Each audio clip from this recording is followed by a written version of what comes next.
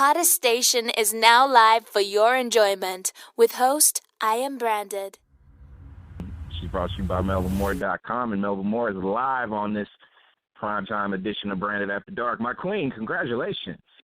Thank you. You sound like you really like it. I love it. I'm excited. I don't just like it though. I love it. I love it. And I posted it and I put it up on your Facebook and I said this is your, in my opinion, and let's make sure that we own and appreciate all the things that you have done in your career, the music, the collaborations, the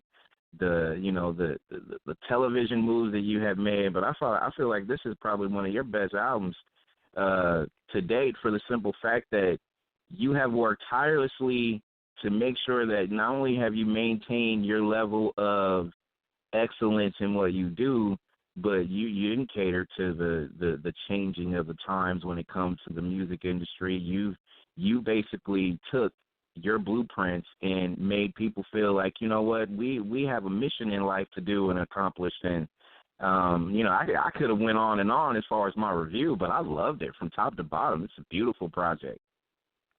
I feel the same way, and I'm so grateful because it doesn't really matter what I think if you people who critique and buy and listen to the music don't feel the same way. But I'm grateful. I really feel like this is my best project. It's the first one in full where I'm really in charge. I pick the songs, the producers, and put the financial team together, everything. I mean, years back you had a crack team in these top record companies that did this for you, and you basically listened and you were guided along the way. But when it's your turn and you have to be in charge, now you have to know that the quality of the production is great. I mean, there's a lot of things that you have to know that you never had to think about before. So this is extremely exciting and important to me, and it's a mission. And I'm going to let y'all talk about the record. I mean, but Melba, I'm glad that you're talking about it because I mean, not only am I not alone. I mean, I've checked messages and people leaving messages and everybody that has purchased it, and you can get it on iTunes. People, it's available now forevermore. It's one where it's just, the people have spoken. We need this kind of music because and I said it earlier, it's not a cliche type of project. You didn't conform and you didn't do what everybody else does. You took it to the element and you added a sense of purpose with this album, which I feel like it's one of the, in my opinion, one of the best albums to date. And we can go back the last couple decades because we needed this realism type of music that is not only uplifting but also it's kind of like my musical guide now to making sure that I continue to stay positive too. So it's a beautiful thing. Thank you. It's very important to me that it's positive because when you put whatever it is you're out there, just as you would with a friend or an associate, you want to have a good effect on them because of your relationship. It's extremely important to me that you feel good, that there's real romance, not just having sex. That we're saying something about the pricelessness of life, and not just in the words, but how we make you feel. Because it's not all about emotion, but it's using your emotions to lift you higher and make you have excitement about being alive. And maybe whatever your life is pretty decent, or maybe it's not at all. But music touches the very soul, and if it takes you where you're supposed to be, I think you did God's work. That's what I think. I agree. And the talent that you have is definitely that. And the way you put it together is definitely that. And one of the things I put on my review is, Melba, you didn't have to do this album. I mean, your legacy is already etched in stone. You already have accomplished so much in your career. So in a lot of ways, you gave back not just to us, but to the industry. And you made it sound like, kind of sound a little bit redundant, but you made us feel like, instead of sounding like, you made us feel like, you know what, we can be at peace with our control over certain aspects of music too. So, you put a lot of elements into this project, and I feel like this. I mean, we all have to make sure that we take this and we not just purchase it, but to be able to tell others about it. Because Yeah. you know, I'm ready to let my mom know, like, you know, Melba is not just back. It's you need to get this and just make sure that you pass this on to others as well. It's one of those, Melba, you can't ignore. You have to make sure you spread the wealth, and I think that's important. Wow. Absolutely, it is, because that's what media and marketing and radio and communications is all about. But it's also, with people like me, it's a calling, it's a mission. If I weren't doing this, I'd probably just be a religious.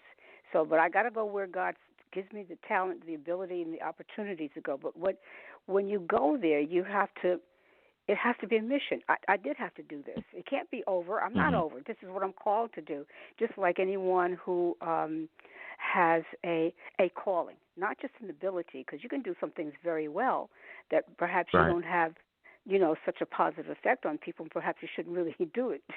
To me, if you have a positive effect, maybe you're not so great at it, but you make people better than they were before they experienced it. That's the mission to me. Isn't it funny that it's been a while since you came out with a full project, and now things are different. Of course, we have all this online social media. We have different ways to be able to reach out to people, and I always call social media and the internet, it can be a blessing and a curse at the same time. But I always feel like it's an extension to be able to, especially if it's your core value people who not just have been Melba Moore supporters for years on end, but new people who's trying to learn more about what's important to music. It's a good look that you can be able to have instant access to these kind of people who is inspirational in a sense, right? Absolutely, and there's a direct connection. There's middle people, but not the way it was before, and so I think it encourages the artist or the merchant, whatever it is, to really be at their Mm-hmm. best and try to continue to grow, because everybody's a critic now and they can say exactly how they feel, and they never had to buy your stuff or anything, but sometimes we need arts. We really do need them. It's not just a piece of merchandise. It is a spirit, as it were. And so if you're not where you're supposed to be, people will let you know, and they won't get your stuff. And it's not just a matter of purchasing it, because even if they don't understand it, it has an effect on them, and they want to be affected in a certain way. And I am just excited and pleased that I'm reaching up to my calling, and it's not over, it's just beginning. And that's another example. People of all ages and all cultures should be able to be inspired.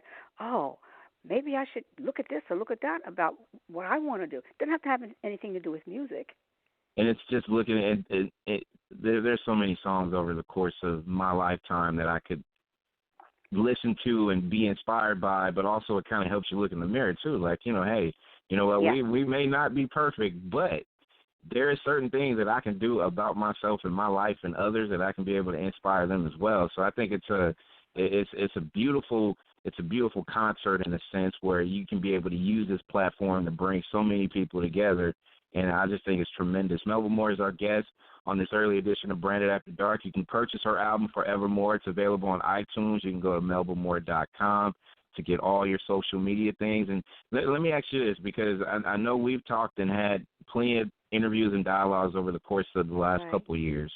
And Thank you, I by the think way. that, I feel like personally, I have a stake into making sure that I get this out there for the listeners too. So once the project was done, completed, how did I mean, I know you're excited about it, but was it like, phew, I'm done. Like this is not just done, just just being able to just be like, okay, this part is over. I can just celebrate and just the rest is easy.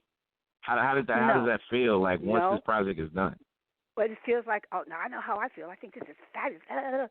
Now, but hold it back, because you have no guarantee that people are going to agree with you.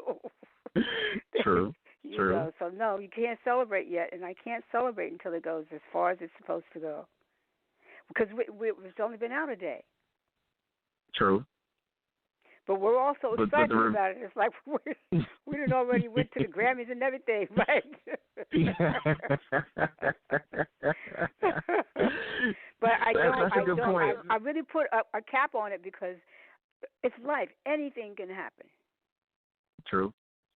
And I But think I'm you have to excited. humble I ain't gonna yourself lie. too for your surroundings. Obviously, I think Right. that's that you wouldn't be who you are if you didn't give all glory to God and also keep your humble nature about yourself. And that's evident and honest. But I feel like too when it comes to certain things like this, I know it's kind of like at the end of it all, we have to just make sure, okay, let everybody take it in, let everybody know, like, hey, this Melba Moore project is legendary and people need to get it. But I think it's going to continue to not just people feel like that, but I think it's going to withstand the test of time because I'm telling you, I am a big, huge music guy.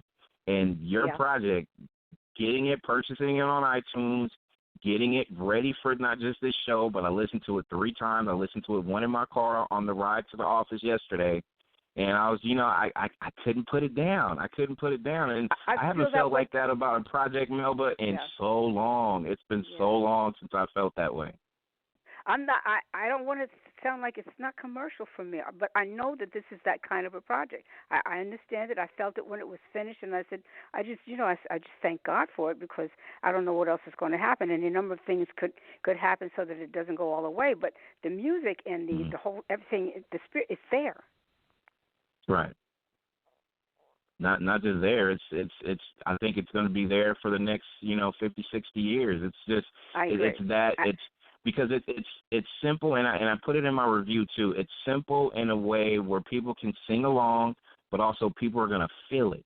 And to me, I think when you have a project that you can feel from multiple songs, not just one, I skip one, I'll skip another, one, I'll skip, it's not like that. It is one where people can be able to just, it tells a perfect story. So even the way that your album was layered from one all the way through makes sense. And, the album makes sense. I'm just proud that, I'm glad I can be able to tell you that. And all the listeners out there. I'm just grateful.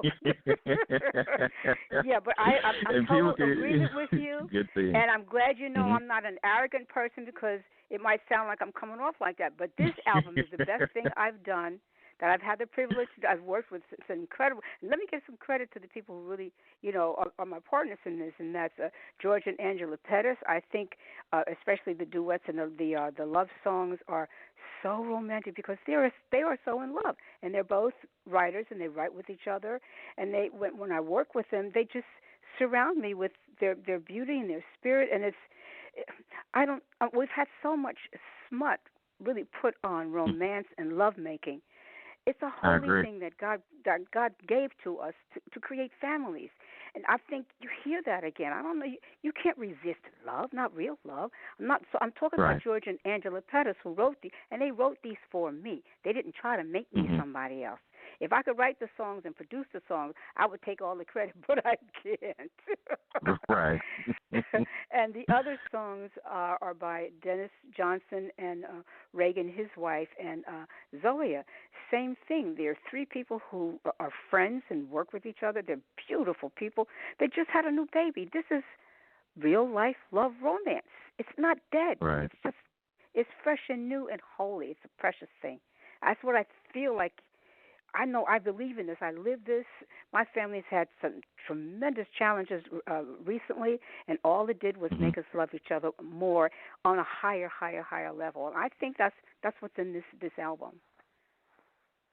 What I feel as well, and I'm glad you're taking out the opportunity to be able to layer your project and give not just writing credit, but everyone that came and helped you any time that they were in the booth with you in the recording studio, everybody had a hand in it as far as inspirational purpose and things like that, and I think that's important. But when you take it, and you mentioned something about just the love making aspect in the world where everything is literally given to you free, even love making. Let's just keep that real.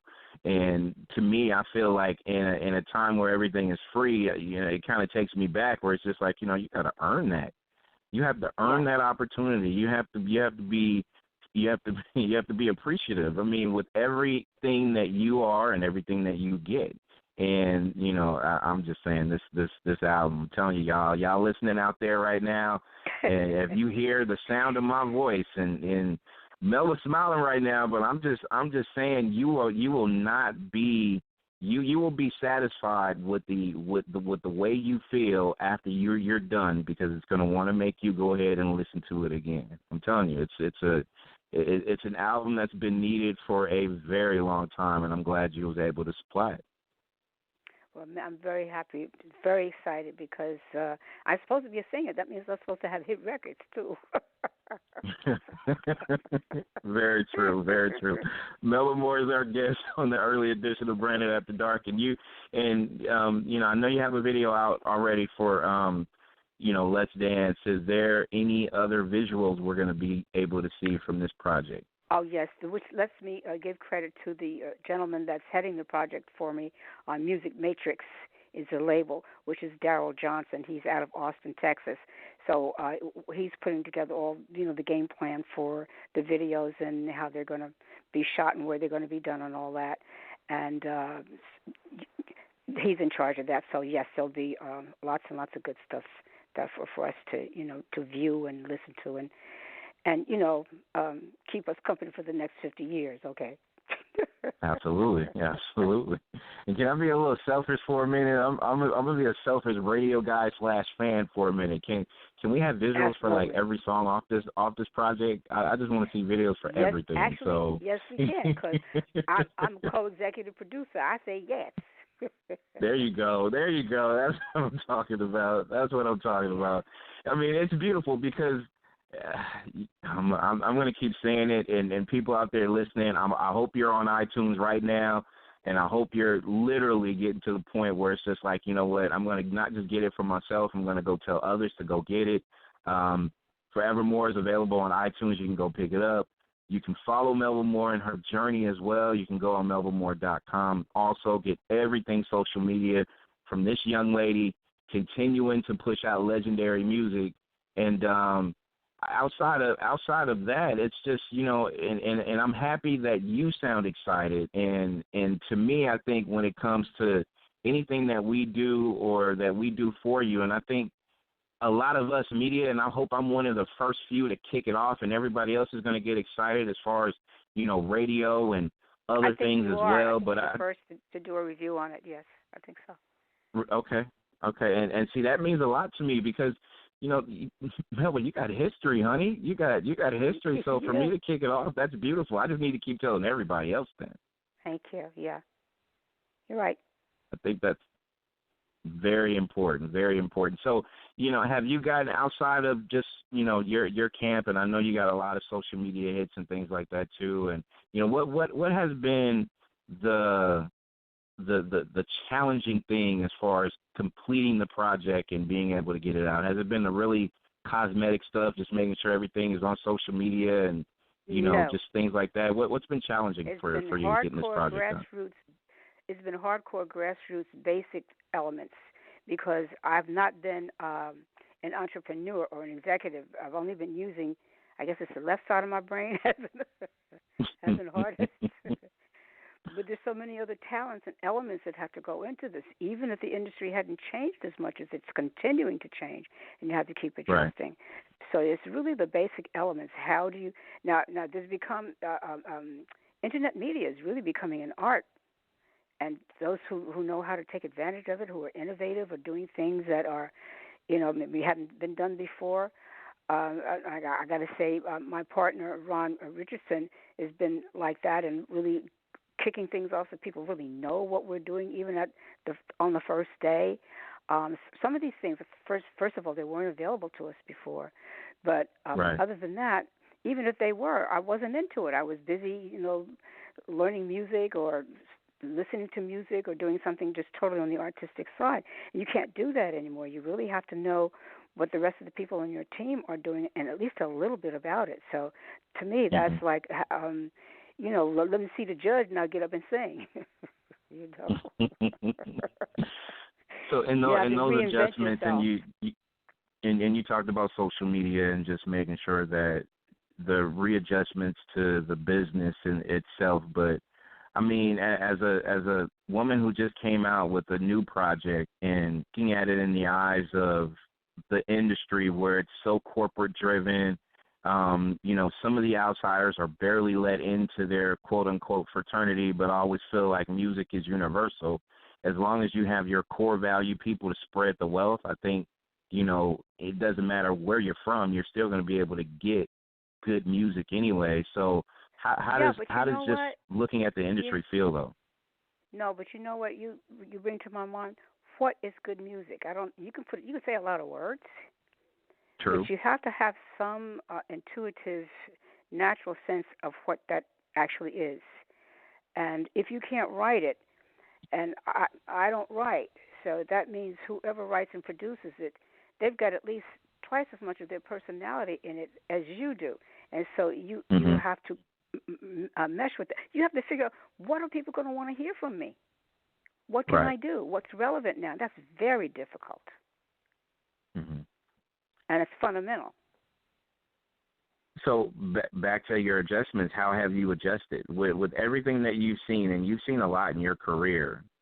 Because and a lot, Melba, has to do with your own motivation or your self, drive to be able to make sure that you can be able to adapt to anything that's going on. Because music doesn't matter what generation you're from. Music is music, as long as you can be able to do it with the creativity that you are blessed with, and that the talent that you have, and you're not going to be able to, conform to nobody, because everybody seems to want to do that nowadays. They just want to adjust to sounding like somebody else, but not you. Well, I think part of it is staying up, performing live all the time, so that you are accustomed to it. It's a habit to get feedback from people, and be able to tell very clearly if you're connecting or if you're not. And my life and career has always been, I guess, departmentalized or fragmented. Part of it has to do with the time that I came along, when there was so much separation and segregation and separateness. And so my first opportunities, although my family was musical and everything, came through the Broadway theater. It was kind of like a nice little accident. And I had a Tony Award, but I started out as a backup singer in R&B music. But when I tried to go and find a manager, there were no managers who managed black females that had done Broadway who now want to be an R&B singer. So they told me I couldn't do it. But I had already did it. So you keep trying to figure out, okay, well, I can't stop now because somebody tells me I can't do it when I already did it. Now what do I do? Normally that would be something that might discourage you, but you already did it. So now you have to get into some other areas of building some kind of system, because it doesn't exist for you. But, of course, African Americans have always known that. True. I'm not Very saying true. it was easy. Very At least true. we do that. Exactly. We'll have to build it. So that's right. How that's right. My now ex-husband and I started Hush Productions, because we couldn't find anybody that could manage me. Mm-hmm. So we started. So you just took it upon yourself to do it. Yeah, to learn and try to bring people in who had some different kinds of experiences, and we brought a young man who was just a college student at the time. His name was Jerry Silverhard, still a friend, so he won't mind if I gave him a good credit. And he really worked hard and got me booked in a lot of the dramatic things that I've done on television, because there were no agents or people booking black people in those things. And he really fought very hard, because they would say, well, yeah, but she's not an actor, she's a singer. He said, well, she got a Tony Award. What do that make her, a tap dancer? She's no breaking down barriers from your own base, because there's nothing out there. There's no system for you to be promoted in, but it's there for you, because I'm just out of teaching school, and I get my first Broadway show, which was Hair, from a recording situation. So everything doesn't come from auditioning or from a manager or an agent. Right. So you just get out there and see what you could do, at first. So. And you have to have a level of patience as well. And for the young people and people that has been trying, and this is not just for the music business, but also television, people that's trying to be able to get into this aspect of entertainment. It's a grind. Sometimes you have to, how you had to a lot of blood, sweat, and tears, you said, from this project being completed, and it took a lot of time for you to get done. There's a lot of people who's trying to at least be half the level that Melba Moore has been on a career path, but is it going to take longer than most cases now with entertainment being so expansive to be able to be heard at least? God is in control, and you have no idea, so go for it. So y'all out there, y'all know what Melba's saying. So if you're looking for instant stardom, it may come or it may not. Bottom line is you got to keep working on your craft and be original in order for you to be able to get it. Like, that was kind of like, see, I think you and I are vibing, so I think I got what you were saying, right? But I think that's what you were saying too. How did you get this project together? It's basically staying alive and remembering that everybody told me I couldn't do this, that, or the other, and so I kind of went from one neighborhood to the next because, especially back in the days when there was such segregation between all the arts and the cultures of the people. Like for instance, if I don't do a Broadway show, there's people who think I've retired because that's all they are interested in. They don't know you've done anything. And the way my career has continued is that, I go over here and do theater or I do some community theater, or if I go over here and I'm a born-again Christian, so I do gospel. I do everything, but I do it because it's natural. So then what happens when you do an album and you're expressing yourself, part of it depends on the songs that you get from the different producers. And part of it depends on can you sing the song and does it fit you?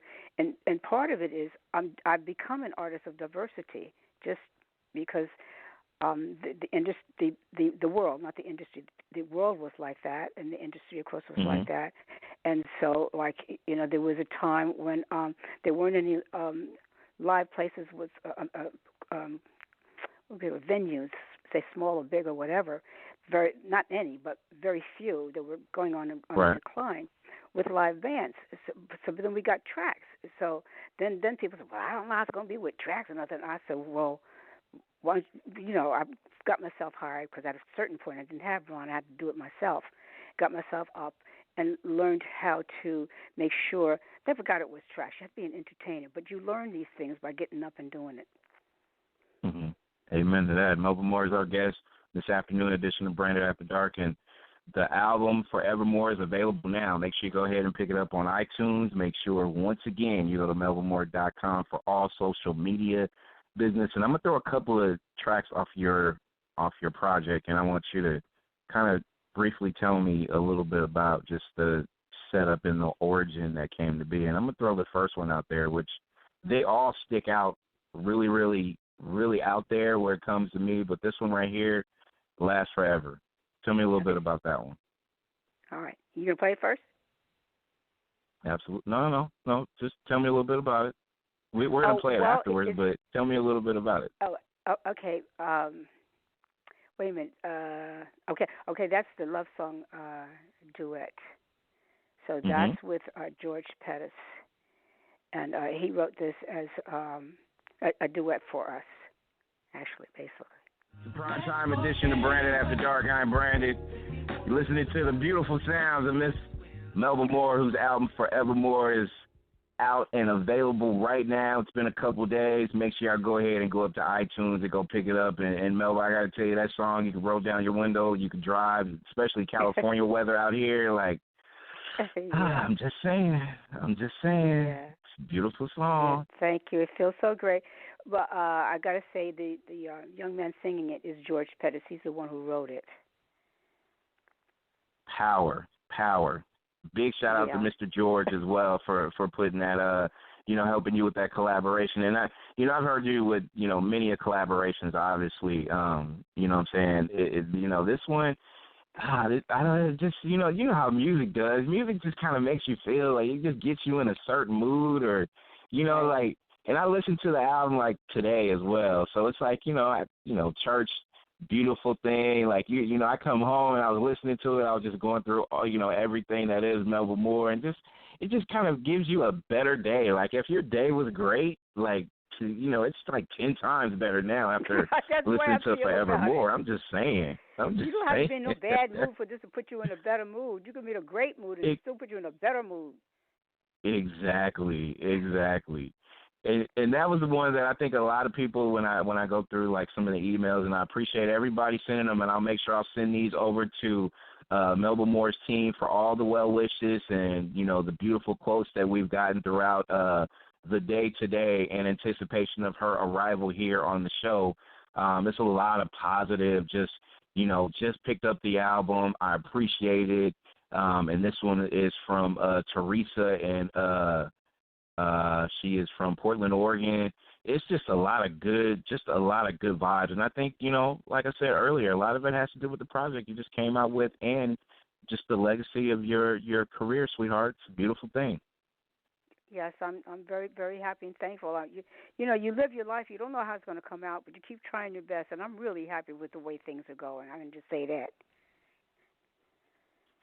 And when we talk about just everything that is the industry, and we know it's a struggle to, for a lot of people to find a place in it, right. And everybody strives and tries to be, and I hate to try to put people on certain pedestals, but, a lot of people want to have, like I said earlier, kind of half the career that Melba Moore has, just for the longevity and the attention and the appreciation and things like that. But a lot of it has to do with creativity, right, Melba? Because if Absolutely. you're not your own individual creative self, then you're not going to win. Well, and you can't even really do anything bad by yourself, so I can't take all the credit. But again, I had good people around me for some wonderful projects like Gene McFadden and John Whitehead. We worked together for years, and they really helped me develop a recording personality or identity. Because it couldn't be Broadway, I couldn't sing "I Love This It" and see him dream. You can't sing that, So you have to have people who are, can I say, just committed and will work with you, and team players that help you develop who you are. And they wrote for the OJs, and they wrote for Teddy Pendergrass and people like that. And I don't sound nothing like that. So they tailor-made songs that helped me to be the best that I could over the years. Like, for instance, we took the Bee Gees song "You Stepped Into My Life," but it's Dean and John's arrangement in that Philadelphia sound. And on that song, it doesn't sound like anything that Philly International ever did. It sounds like a fresh new piece. So the collaboration was just so great, so creative and so right.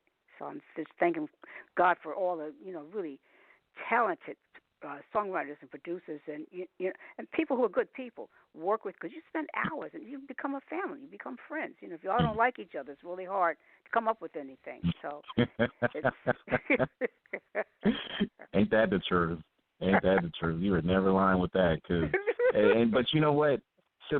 Melba, self happiness is, we control that though. Like, the people that we work with, the people that you kind of have to like the person you're working with, because if you don't, it just makes the day longer, and it just makes your I got to get up in the morning and deal with this. It just doesn't make it. It doesn't make it right.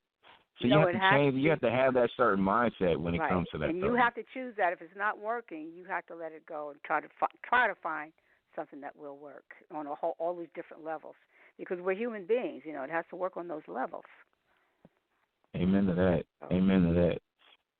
Tell me about "It's My Time Again."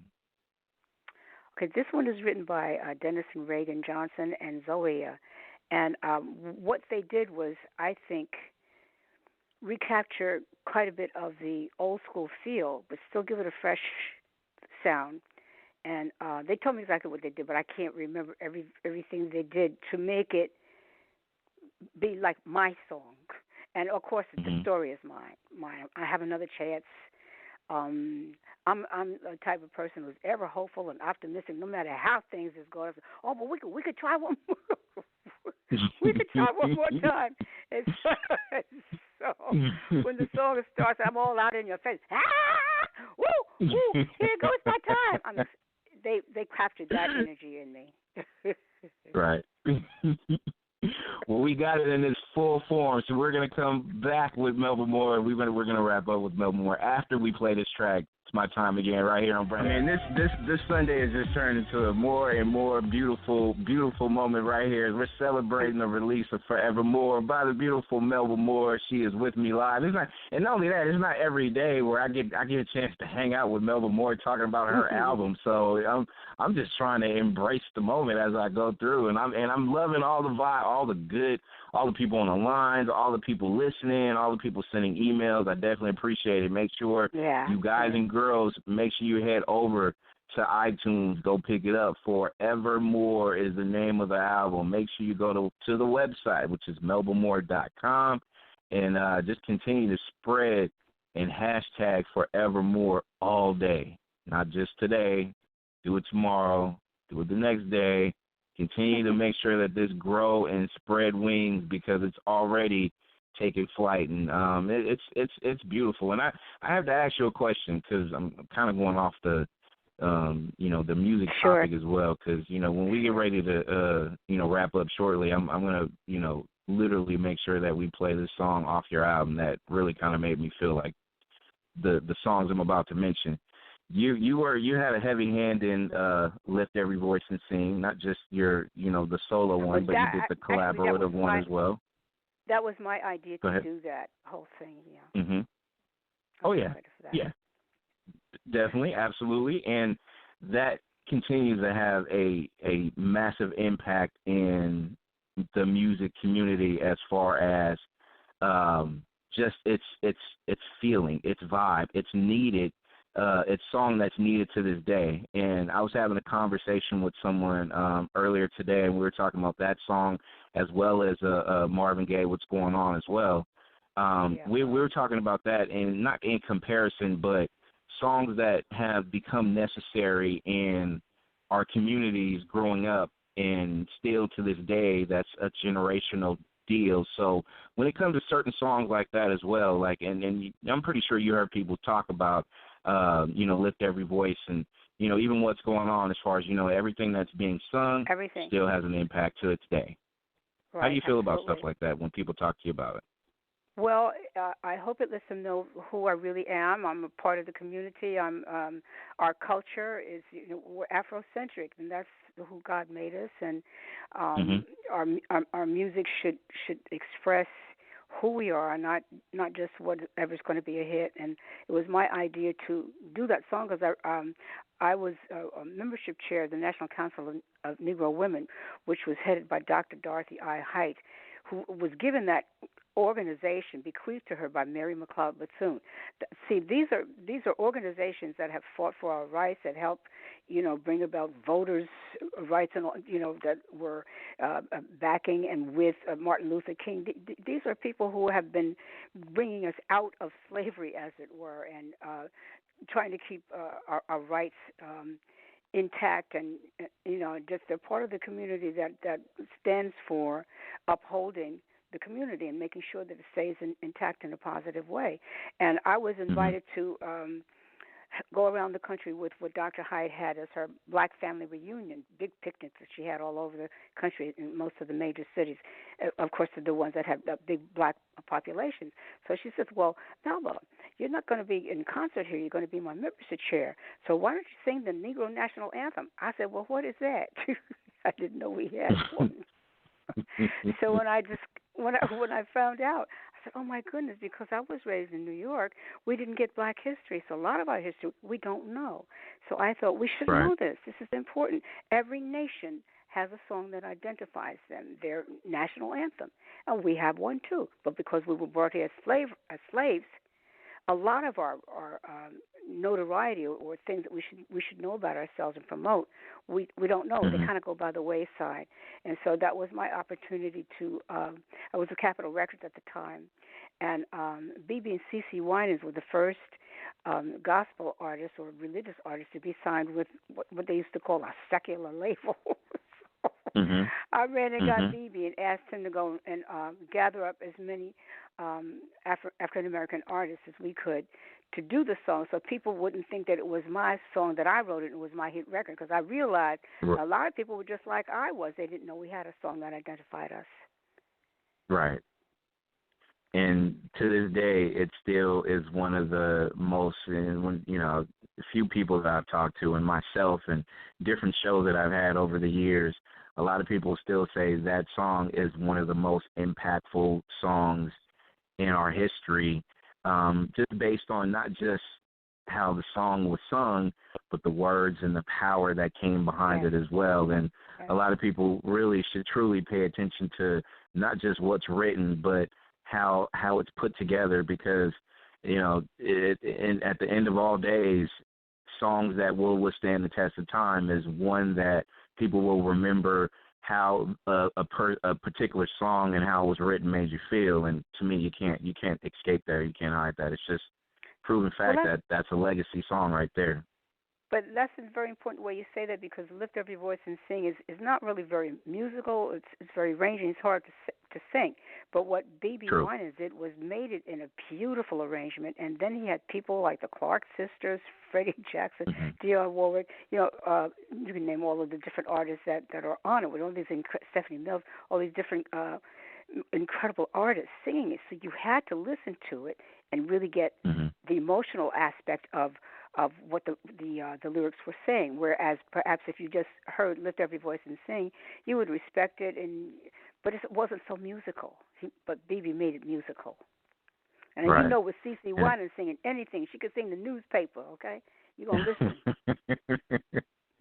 Amen to that. Amen to that. Melba Moore is our guest on the afternoon edition of Branded After Dark. And a couple of quick questions before we let you go. And you mentioned, and to me, I always find that you are an extreme educator, not just of music, but in life in general. And you mentioned something about history just a little while ago that made me think, and I've said it on many shows before, and I just want your opinion. When it comes to our black history in general has been, I guess, forced upon us through the education system, where, all they do is feed us Christopher Columbus and different parts of history throughout our childhood growing up.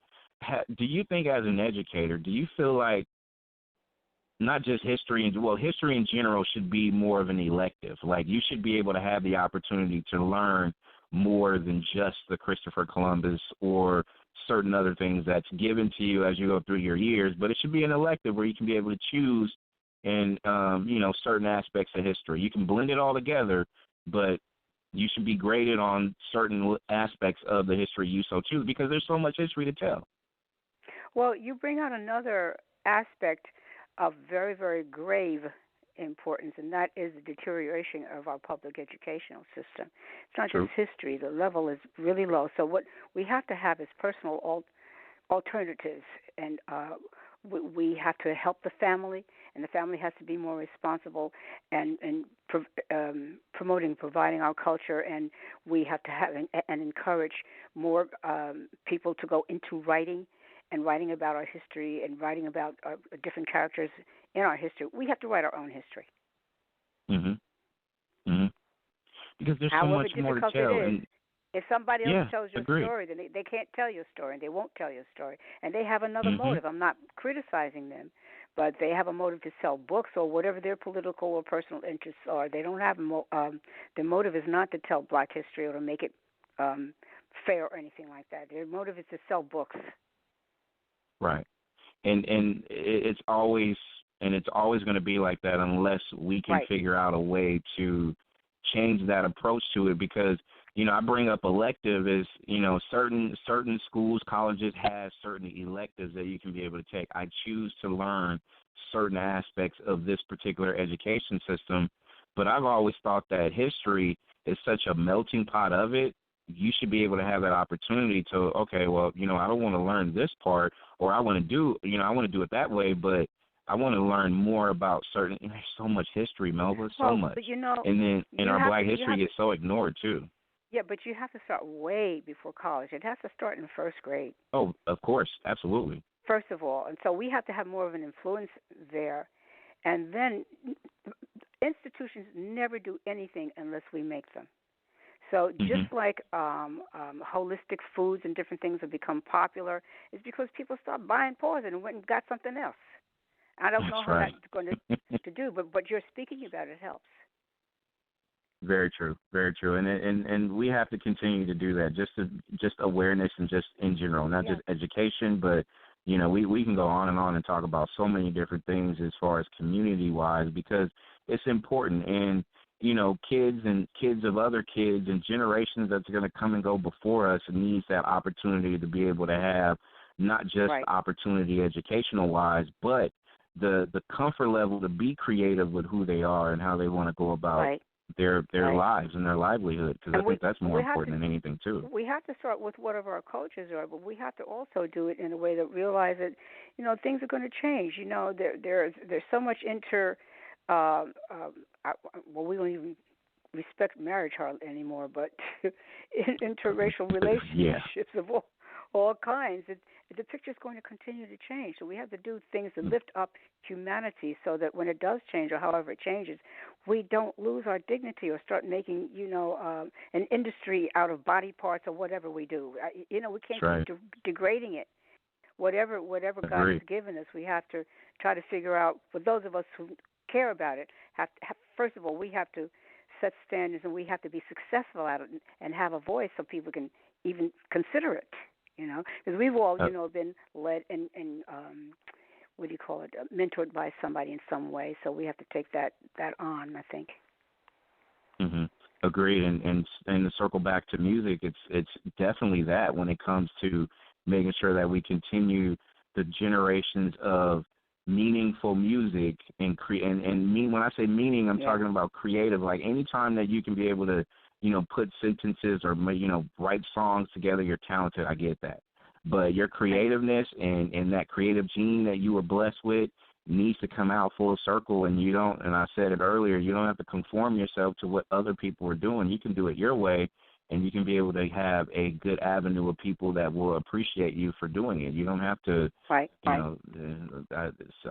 you go, say it again, sell your soul to the industry. You don't have to do that because I think, Melba, what's being taught now, and you're doing it not just based on the career that you have had and continue to have, but you're doing it as an entrepreneur now because you're motivated to make sure that you create a lane for yourself, and you're doing it your way. Others can do it as well. You can easily get motivated by looking exactly what Melba Moore is doing right now because she's giving you free blueprints to be able to do this. And I'm you just happy got to stay patient. Give people pointers as I go along. A lot of people, we hoard things, and nobody really gains that way. You can't keep it to yourself anyway, so you might as well give it away. Very, very true. But one thing we're not going to give away is this album, Forevermore, which is available now. I need you to go ahead and pick it up on iTunes. It's available now. Make sure you go to melbamore.com for all social media information. And before we wrap this up and say goodnight, I got to thank you again. And one of the songs that I'm going to play, I kind of completely went off the rails, is I'm going to Shine to close out our Q&A because I'm Going to Shine reminds me a lot of Lift Every Voice and what's going on, just because it kicks off your album, but it puts you in such a serene place as a listener of music, where it's one of those sing-along albums. And I can't sing for anything, Melba, but I guarantee you when I had my car windows rolled down, I was trying. I really was. I was in the car. I had my window. And Melba, for real talk, I was in my car. I rolled down my windows earlier today, and I had the music up loud, and I was like, yep, there you go. I was trying to catch it all, but it makes you feel like that, and I just think it's just one of those things where it's just a perfect setup to a wonderful album. And I have to again thank you for not just giving me the time, but also giving us listeners, us media folks, the opportunity to be able to appreciate your legacy of music and creativity, because we're all not promised tomorrow, so we got to make sure that we love each other and say that now and just do it in a way where it makes sense. And doing that means appreciate this young lady. Go on her website, Facebook. She's active. She's available when it comes to her activeness on these social media things, and show that love and don't wait. Right. Thank you. Yes. Amen. Hey, we may be a little preachy on Branded After Dark tonight, but I'm just saying this album is it's gonna make you feel like that. You're gonna be able to talk all day, and I'm telling you, it's a blessing. It's a blessing. Melba, I love you, dear, and I'm so proud of you. I am really proud of you. Bless you. Thank you so much. I'm so excited. Thank you. All right, that is the beautiful, the talented, the Tony Award winner, Grammy nominee, Melba Moore, whose album Forevermore is available. Thank you for listening to the #1 radio station for the people.